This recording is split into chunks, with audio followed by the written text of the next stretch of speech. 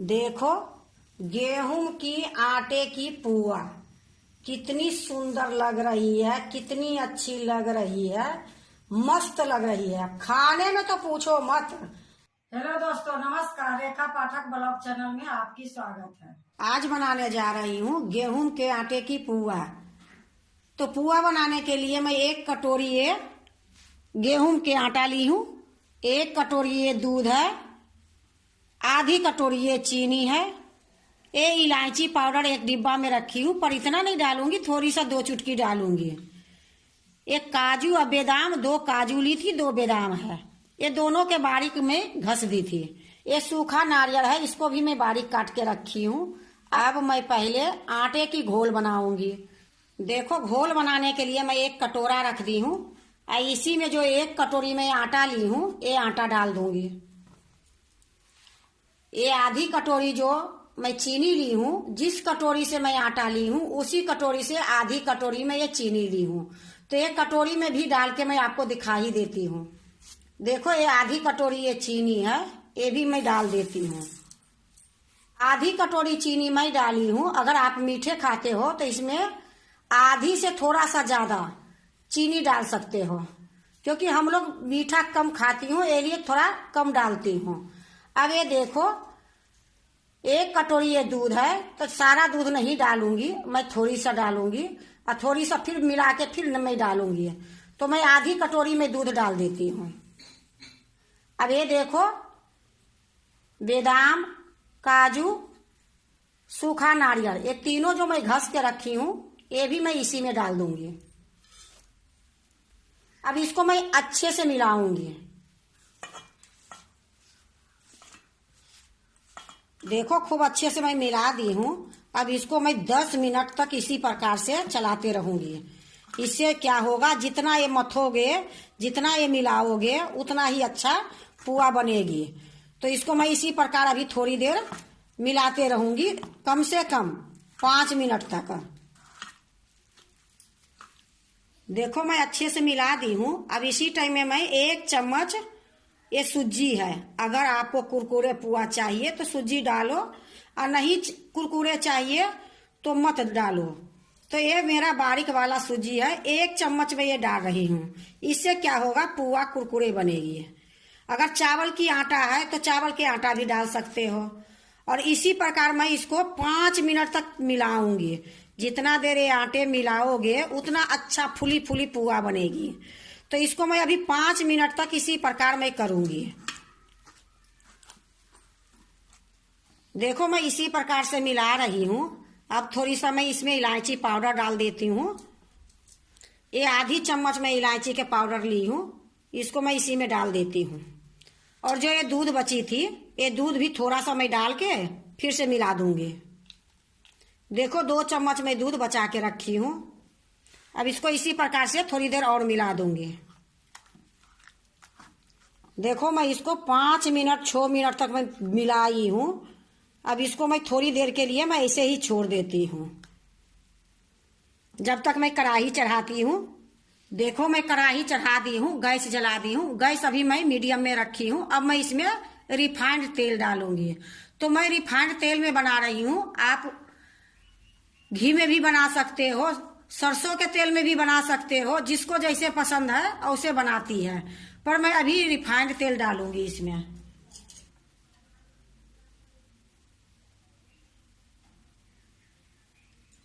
देखो, रिफाइंड तेल डाल दी हूँ। अब ये गरम होगी, फिर मैं आपको दिखाऊंगी। देखो, जब तक तेल गरम हो रही है तब तक मैं इसको थोड़ा सा मिला देती हूँ।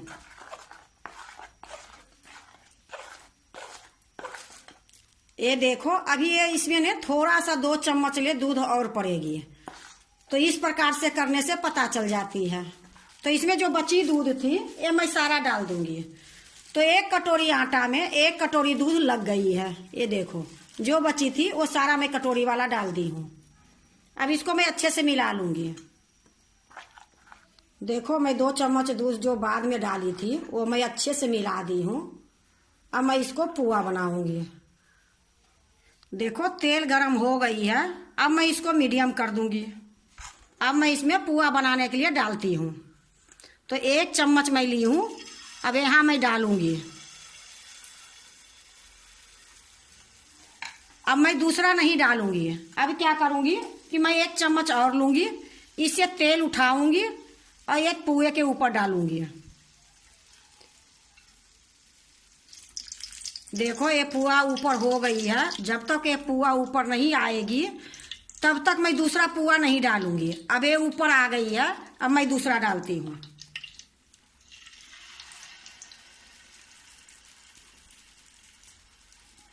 फिर मैं उसी प्रकार ये तेल लूंगी, थोड़ी थोड़ी इस पर डालते जाऊंगी। अब देखो ये पुआ को मैं कलट देती हूँ। अब ये धीरे धीरे पकेगी और इस पर मैं तेल डालते जाऊंगी। देखो ये दूसरे वाली भी फूल गई है, इसको साइड में मैं कर देती हूँ। अब इसको मैं थोड़ी थोड़ी दबाऊंगी पहले वाला पुआ को, क्योंकि इस प्रकार से दबाने से इसमें अच्छे से जाली पड़ती है, अच्छे से ये पक भी जाती है। मैं दबा दी, दबाने के बाद फिर मैं इसको पलट दी हूँ, फिर से दबाऊंगी। अब देखो जो दूसरी वाली थी पुआ, उसको भी मैं पलट देती हूँ। अब इसको भी मैं हल्का हल्का दबाऊंगी, इससे क्या होगा, बहुत अच्छे से पक जाएगी। पुआ तो कई तरह से बनती है, पर एक गेहूं के आटे के जो पुआ बनाओगे बहुत अच्छे से बनेगी। और जिसको अगर दांत नहीं है वो सूजी मत डालो, सूजी नहीं डालने से बिल्कुल नरम पुआ बनेगी। और जिसके पास तो स्वाद लेके खाओगे तो थोड़ा सा सूजी डालने से पुआ बहुत अच्छे बनती है, कुरकुरी। अब ये देखो इसको भी मैं दाब दाब के पलट दी हूँ। और जो पहले के पुआ है वो बिल्कुल तैयार है मेरा। अब मैं इसको पहले निकाल लेती हूँ। 1 चम्मच से निकाल ली हूँ, दूसरा चम्मच से मैं इसको दबा देती हूँ। अब मैं एक प्लेट में रख देती हूँ।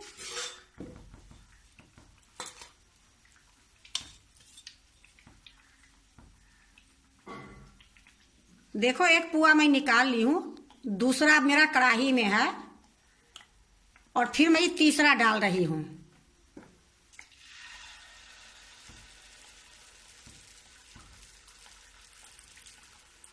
जब तक ये फूलेगी और थोड़ी थोड़ी मैं ऊपर से डालते जाऊंगी तेल, और इसको मैं दबा दबा के उसी प्रकार से इसको भी निकाल लूंगी।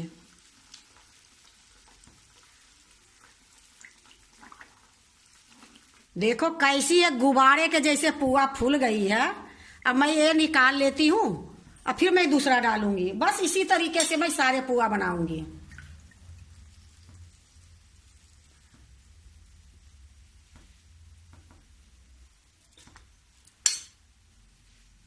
अब इसको मैं पलट देती हूँ।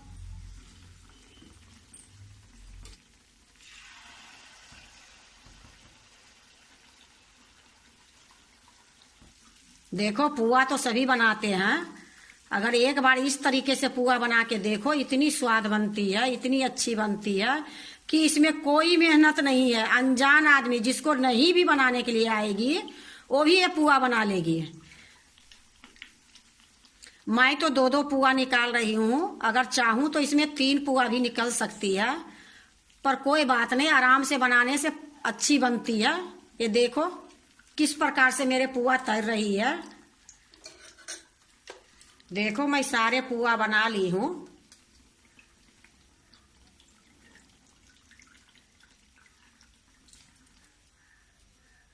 देखो सारा पुआ बन गई है। गैस को मैं अब बंद कर देती हूँ। अब मैं इसको दूसरे प्लेट में रखूंगी। देखो मैं एक प्लेट रखी हूँ, अब इसी में मैं पुआ डालूंगी।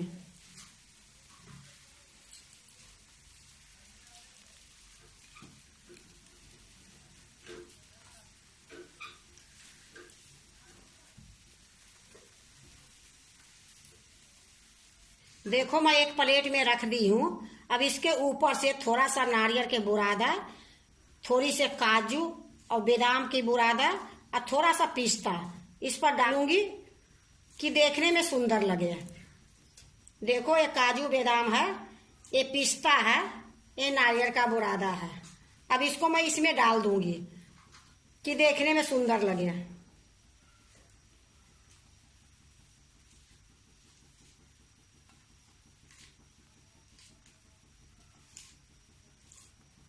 देखो नारियल के बुरादा, काजू बादाम डाल दी। अब मैं पिस्ता डाल रही हूँ।